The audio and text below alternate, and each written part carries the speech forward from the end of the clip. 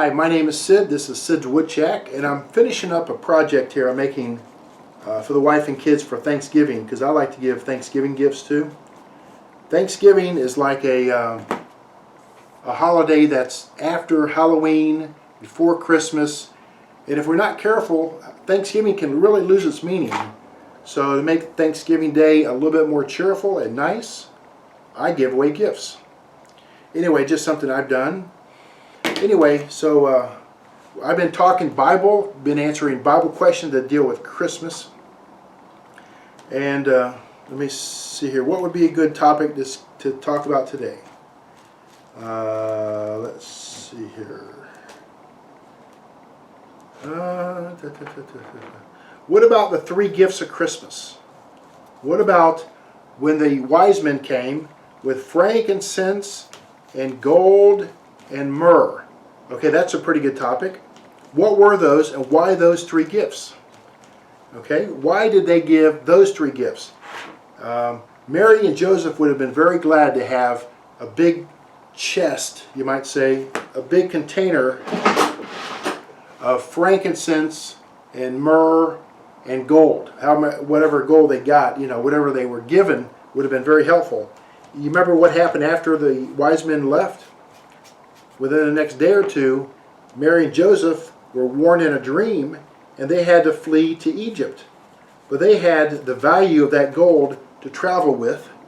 The value of the gold would help them buy food. But also, you know what frankincense and myrrh are? Frankincense and myrrh are basically essential oils. We all like those. Frankincense and myrrh were resin oils. There would have been big chunks like this in a container. And Mary, when she would have opened that up, would have been very happy, because the myrrh, you could take that resin, melt it down, and use it on your hands. Like if your hands get real dry and parched, you could rub it on your neck. You could also put it on your lips if your lips are chapped. If you had a toothache, put it on your tooth. So the myrrh was a very practical gift. The sermons today in America usually symbolize these gifts, and they say one represents his humanity, the other represents his deity, the other one represents the death on the cross. You know what? Forget all that symbolism. You know what? These were great, expensive, practical gifts. The frankincense could have been used also as medicinal reasons. You could melt it down and take it. It was also a resin. The gold was used, of course, to purchase things, and Joseph was a carpenter.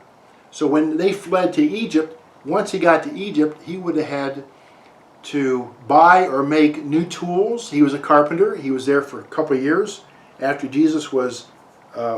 after they left to go from Bethlehem to Egypt. They would have been there several years, and that would have been some good travel money, and they could have bartered with the myrrh and the frankincense.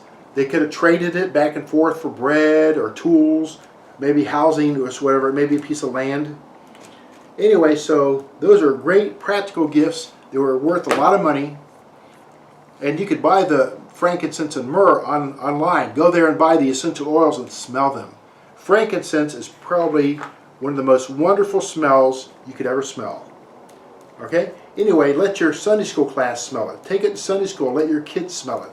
Take it to church and let your friends at church smell real frankincense and real myrrh. Anyway, so that's the three gifts of Christmas. The gifts he brought us are hope, joy, and peace. That's what we get from Christmas. And you know what, folks? That's pretty good gift giving. Merry Christmas to you. Thanks for joining me in Sid's Wood Shack. Please share, please subscribe, and look up my other questions I've answered online also that deal with Christmas.